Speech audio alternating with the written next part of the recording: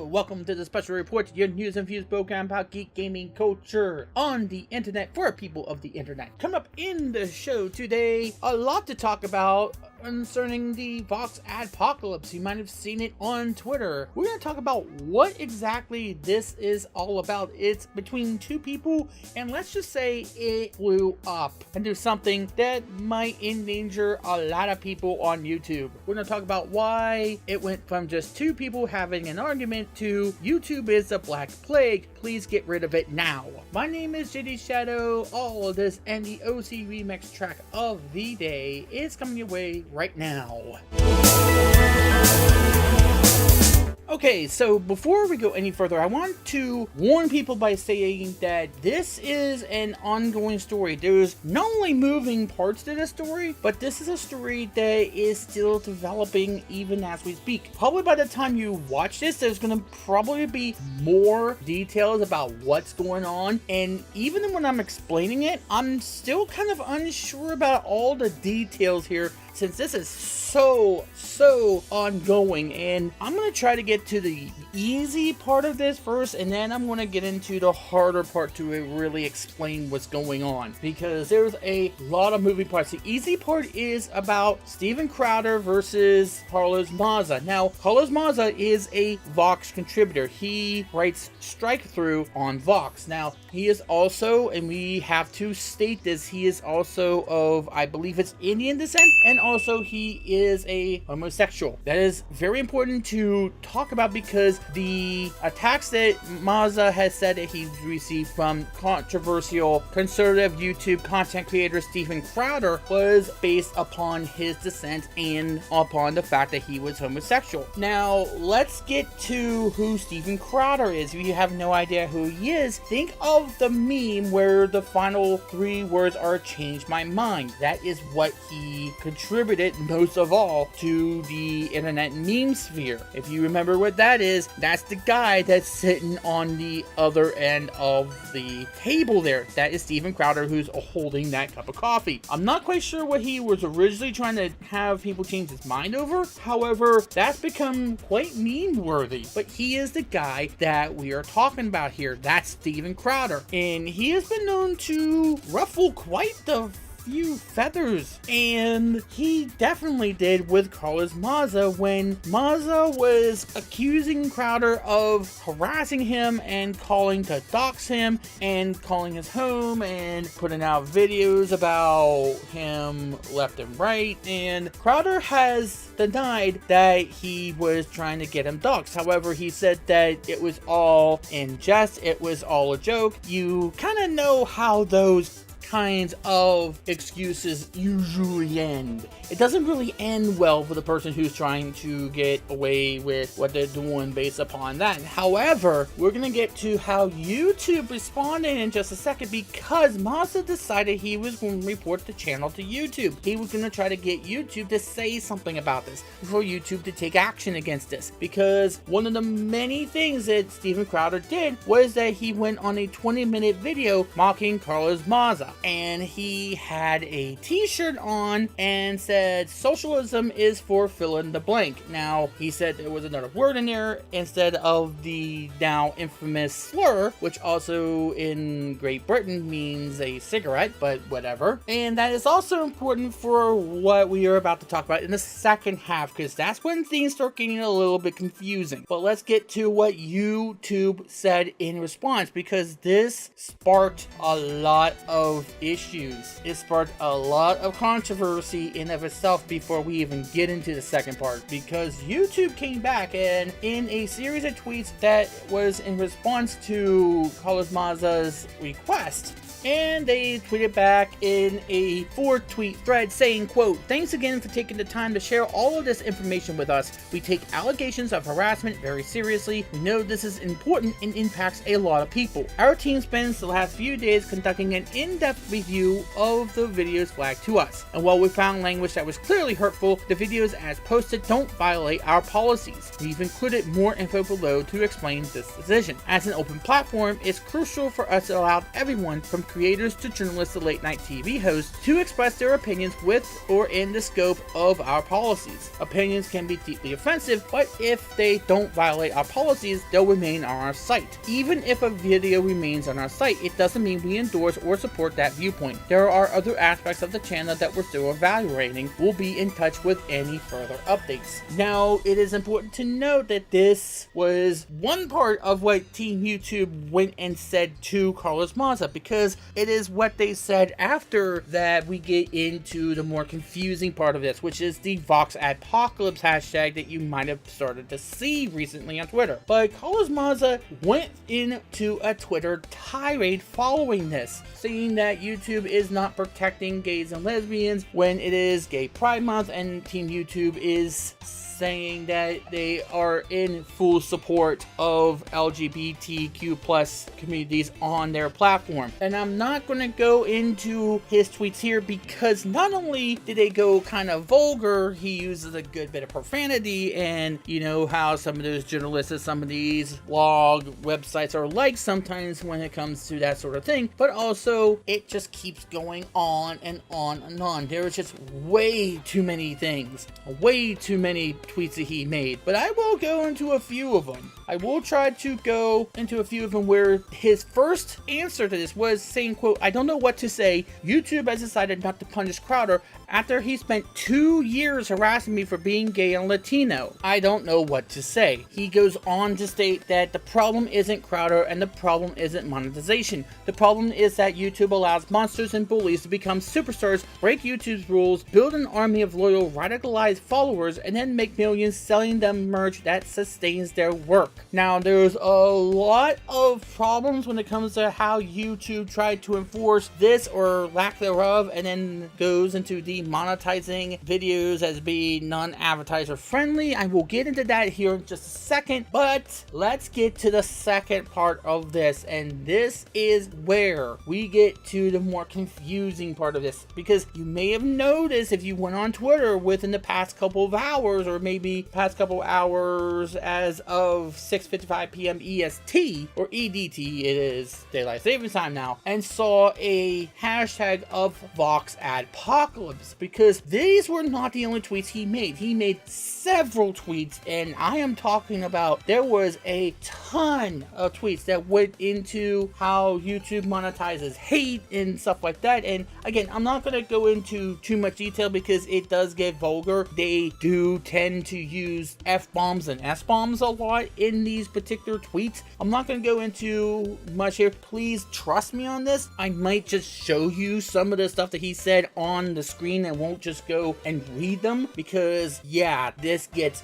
really, really bad. Because YouTube continued on, because they came back with a update saying, quote, "Update to our continued review. We have suspended this channel's monetization. We came to this decision because a pattern of egregious actions has harmed the broader community and is against our YouTube partner program policies." More on this here. Now, that links to the creator blog and protecting harm to the broader YouTube community. That was on February 9th, 2018. But there was another blog that came out today. Now, this one comes at probably the worst possible timing when we're going to deal with what happened to other YouTube channels. Now, this is a blog about enforcing the rules about hateful speech on their platform. I'm going to go into the most important part of this, which is the last paragraph when we get into the Voxadpocalypse that happened, saying, quote, "Finally, it's critical that our monetization systems reward trusted creators who add value to YouTube. We have long-standing advertiser-friendly guidelines that prohibit ads from running on videos that include hateful content, and we enforce those rigorously.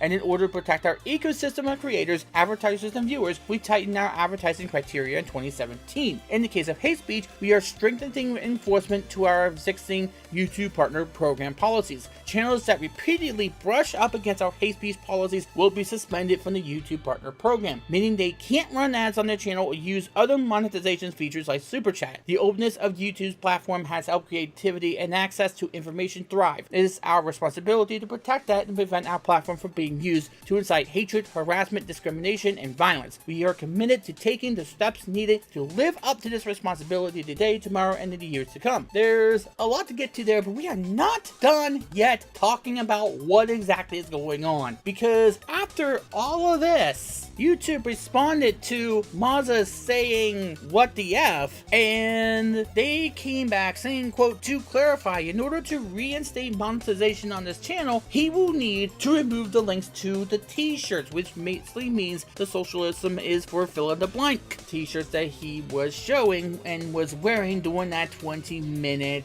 mocking video. But we are still not done, because YouTube came back again, and now they're saying, "Sorry for the confusion.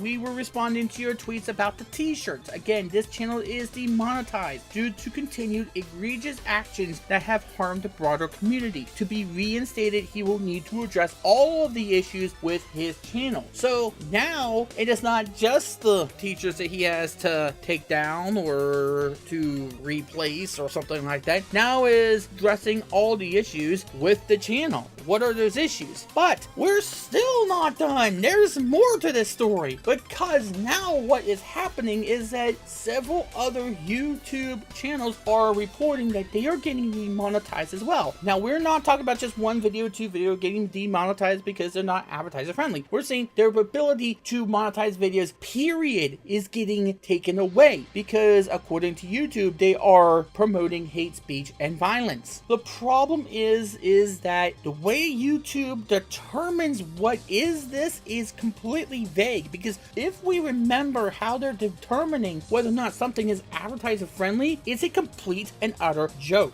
I could tell you the amount of things that I have posted to YouTube that are deemed advertiser friendly, and all I do is talk about the news, to talk about what's going on, to talk about something that is affecting us at large. And yes, I try to do main reviews, and either they get completely eradicated in the review process, no one reviews them at all, or they actually tell me that I would have to get more subscribers and more viewers before I'm able to appeal those decisions. And that is including somebody by the name of Mr. Alsop History, who was saying that YouTube banned him for hate speech due to clips on Nazi policy featuring propaganda speeches by Nazi leaders. He is a history teacher with 15 years of material. He is a history teacher. He is not the only one. Last I checked, there was at least 10, maybe even 20 channels that have gotten the axe on their monetization abilities. The most publicized being Ford Fisher, somebody who calls out extremist behavior and authoritarian behavior. He has now gotten demonetized, and he has shown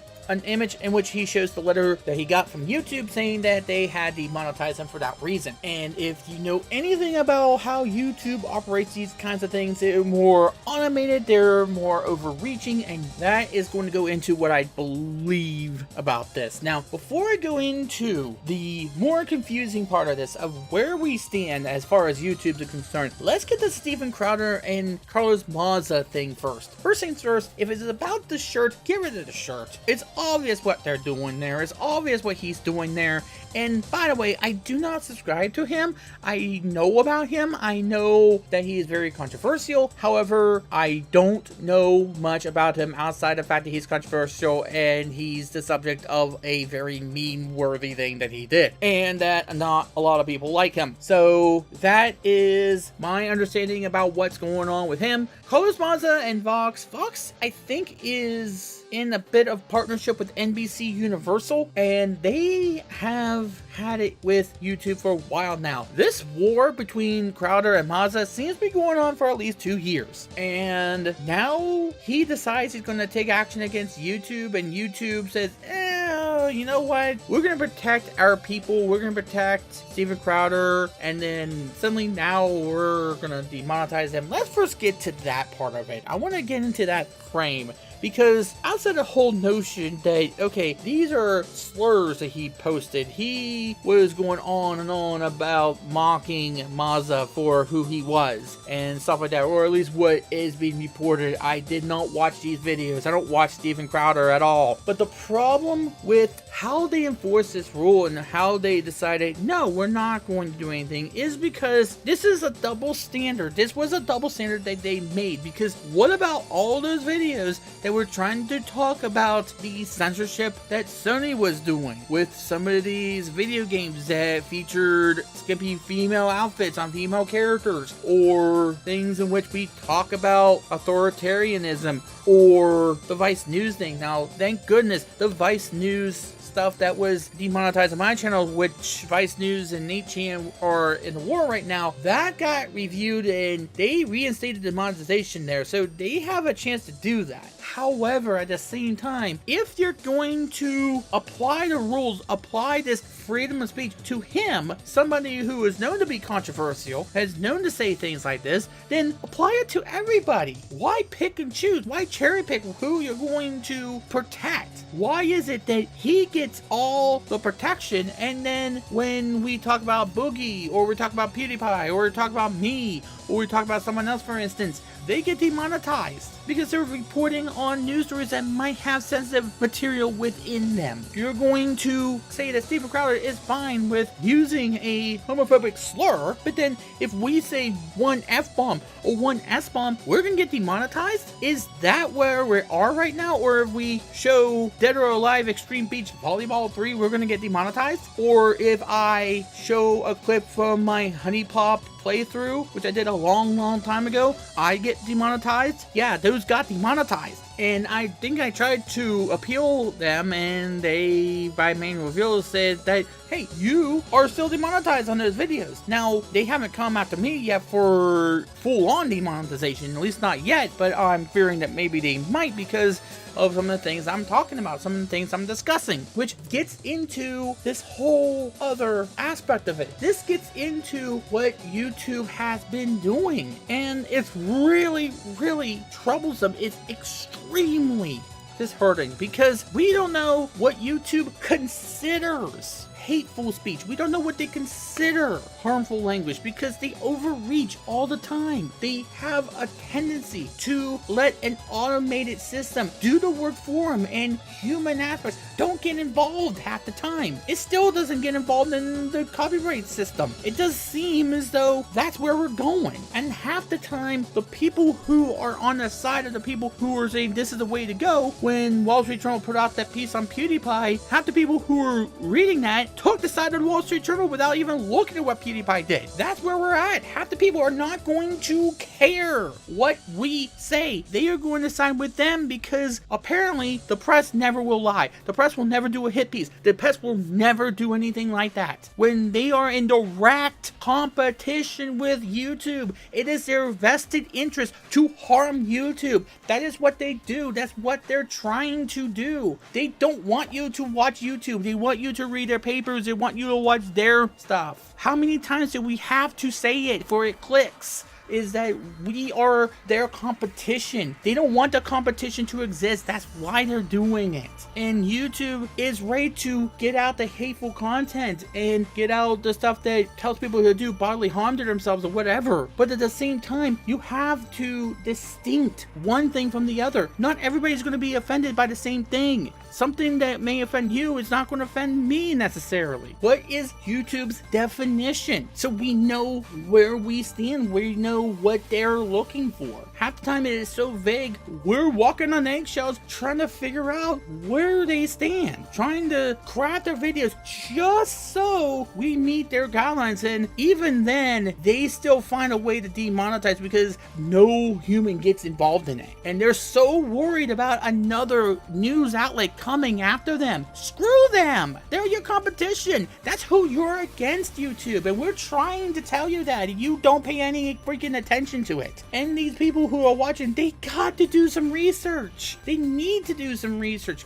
Come to our abode for a moment. actually watch our videos, actually watch the content, actually see what is going on. You know, I didn't like the documentary that Cinematic Venom made about Channel Awesome because I felt as though it was rehashing the same things, and I thought it was beating a dead horse that a lot of people were on different sides about that whole thing, had a lot of different opinions about it. But I would never say to demonetize that. I would never say that he didn't have a right to say his opinion. I would never say that he didn't have a right to give his own opinion. That's what YouTube is doing. That's what YouTube is doing because they're so freaking scared of these guys. I would tell them, don't give in to this. But it's not just the media that's doing this. You know who else is doing this? They're fighting a war with another website in Reset Era. You notice that every single time a YouTuber gets in trouble, there's a thread on Reset Era, and 3/4 if not every single person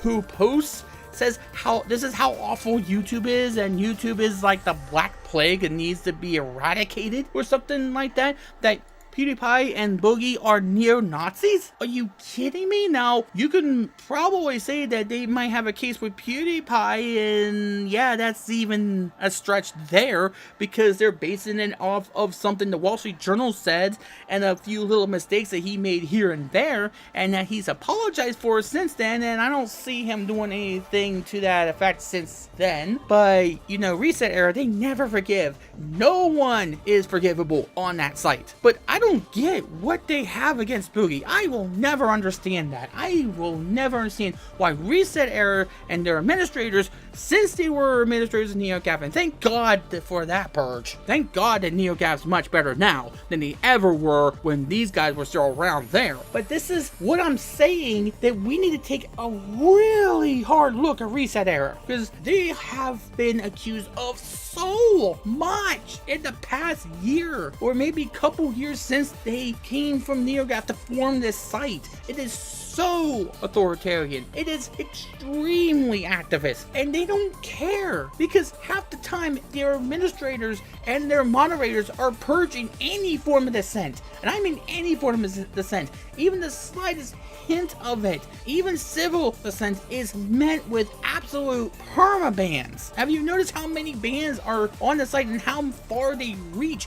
How far reaching they are to get to a conclusion of, well, they're defending sexism or defending racism. Have you noticed how many bans and what they call that? And you notice the other things that we've been saying about them. We don't take enough attention to what's going on that site. And they are agreeing with what's going on right now. We are scared for our careers. We are scared here. And YouTube never explains anything. They never have a human being come to us and just talk to us and get our concerns. Talk about, okay, Boogie, what's going on? Tell us what your feelings are. Or Matt Jarbo, tell us what your feelings are. Or to me, saying, what are the opinions? What do you think about this? Why do you feel threatened here? Because we'll tell them right outright that it's because you're so scared of these guys. You're so scared of advertisers leaving you because you're so scared of somebody posting an article about how bad YouTube is. That is their job, to do hit pieces on you because they don't want you to succeed, because they take away from their ad revenue. That's it. That's all it is. They don't care about hateful content. They don't care. You think they not see the amount of overreach that YouTube is doing? And I'm telling you how to fix it, because not all advertisers are going to want to leave. You're giving a decision for all advertisers. What if one advertiser wants to leave but another one wants to come back? Or what if Black Tux wants to leave but Capcom wants to come in and say, hey, we'll advertise, that meets our audience? Maybe give us the ability to pick and choose who advertises, to pick an advertiser and ask them, hey, would you like to advertise on this content? I'll let you do mid-rolls or something like that. But we never get that option because apparently YouTube is so afraid of these people from Vox, from the Wall Street Journal, from anybody in between, maybe from Reset Era. Reset Era is never going going to agree with you. Because apparently the people who are on YouTube, they can't control. For some reason, they can't control what YouTubers say. And God forbid they say something bad about Reset Era and about authoritarianism, which is not a very good thing. I don't get why people on my channel right at the moment are saying, oh, you're playing about authoritarianism, how dare you? Yeah, I am, because you know what authoritarianism means. Go look it up. That is what authoritarianism is. That is exactly what it is. And instead of actually listening to these people, actually hearing them out, we are going to shun them off to the side because God forbid they might say something we disagree with. That is what America is. That's what free speech is. And because one or two different outlets are deciding that it's so bad that YouTube has people who are critical of you, or critical of the media, or critical of these things, and don't have a middleman, don't have to answer to anybody but themselves, or maybe to YouTube. That just eats away at your mind that much? Maybe come and talk to us, or maybe talk to the fan base of PewDiePie, or maybe a Boogie is saying, you know what, maybe they're not as bad as you're thinking they are because you're so busy reading what you consider a trusted news source when in reality they're doing a hit piece. Stop doing this, YouTube. Talk to us. We're the ones who are effectively making the content for you to run ads on. We're the one making you the money. Why is it that you are threatening our livelihoods because you're so afraid of a couple of people saying bad stuff about you? Even if it, the way, wasn't what I said, and maybe I'm just spouting a few conspiracy theories, the fact of the matter is that there are one or two people. They're going to say bad things about you. That just goes with the territory. You're a big freaking site, and people are going to take notice of what you do. They're going to take notice of it. And even though we, the majority of us, condemned Pro Jared of what he did and how he operated and what he ended up being accused of doing, the people of Reset Era never watched a single second of anything we said about it. They just said the entirety of YouTube is bad because of this one guy or two guys, and said, hey, this makes up the entirety of YouTube. Have they watched the cat videos that are on YouTube day in and day out? I watch them. I'm not gonna lie, I watch them. I love animals. But you get what I'm saying here. YouTube has got to stop listening to these few people and start listening to us. We're the ones that are making them the money. You guys are watching my content, even though you may not agree with my content. You're watching it. You're making Google money by YouTube Premium, by subscribing to the channel, by continuing to watch my content, whether or not you agree with it or not, or whether or not you like the stuff that I'm watching on my React series or not. You guys are going and watching PewDiePie or Boogie, or maybe even Philip DeFranco or Matt Jarbo, or somewhere in between. This is something that affects the entirety of YouTube because a few people are triggered when somebody does better than they do, or when somebody has no middleman and can say what they want to say about the world at large and can get their viewpoint out there without having to worry about a middleman coming in and firing them. And I could go on and on and on about this, but here's the thing. YouTube has competition now. They have Facebook Watch, which, by the way, I'm starting to put some of my videos up on there. I would love for people to go on to my Facebook Watch. I'll try to get a link, but I'm starting to put a lot of content that I have on my channel over there. It needs a certain amount of people to follow that in order for me to get monetized on there, so please go and do that. I am trying to get some of this stuff that I used to have on this channel a long time ago onto that. Some of the stuff you may forget that I even had on this channel, so that's something that might excite you, but that is something that YouTube needs to worry about now. It is not just the fact that these people are going after him that they should ignore because we know why they're doing it. It is so transparent, and yet not only do YouTube not care, they're so afraid, but here comes Reset Era and the people who will read it and not even do their own freaking research. But now we have other people who are willing to take that mantle. Facebook Watch is not the best alternative, but they're getting there. If they can do a few more things, I do believe they can be a good competitor. And of course, there is Twitch for gamers. There's a lot of things that are becoming alternatives to YouTube. We do need an alternative mainstream for YouTube. Maybe Amazon can buy Dailymotion or something. That might be an idea, Amazon. I mean, you bought out Twitch, and apparently that's better now than it was before. So why not go the rest of the mile? I mean, people are gonna hate you either way, so why not do do that. But the finale of this is that this is all because of a war that Steven Crowder and Carlos Maza